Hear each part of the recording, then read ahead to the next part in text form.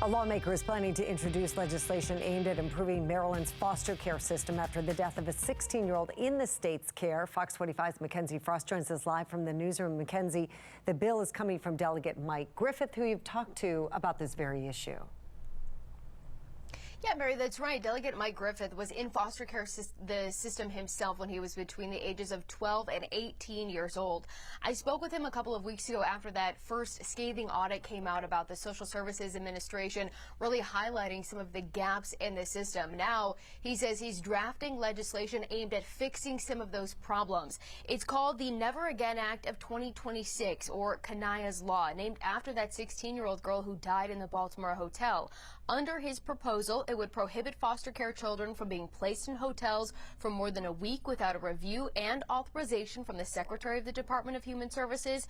The bill would also require training, licensing, and criminal background checks for one-on-one providers.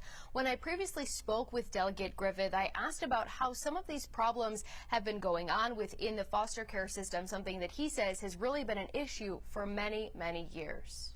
Well, I mean, it's complacency and indifference, right? We hear a lot of conversations here in Maryland about the most vulnerable populations. Well, when you're talking about foster kids, right, these are the most vulnerable populations with, in many cases, significant trauma they got to work through. And we're only adding to that trauma because they're already coming out of a situation that's unsafe or untrustworthy.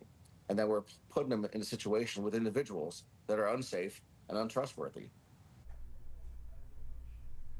Now, that SSA audit also revealed that the state was putting foster care children in the same homes as addresses of people who were on the state's registered sex offender list. Now, this bill under Delegate Griffith's proposal would also allow DHS to continue doing those criminal background checks for people living at these guardianship homes.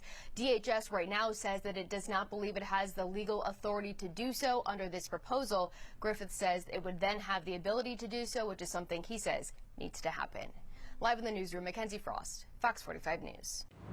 I'm Mary Bubala. Thank you for watching. Here's another video for you to watch. Also take some time to subscribe to our YouTube channel.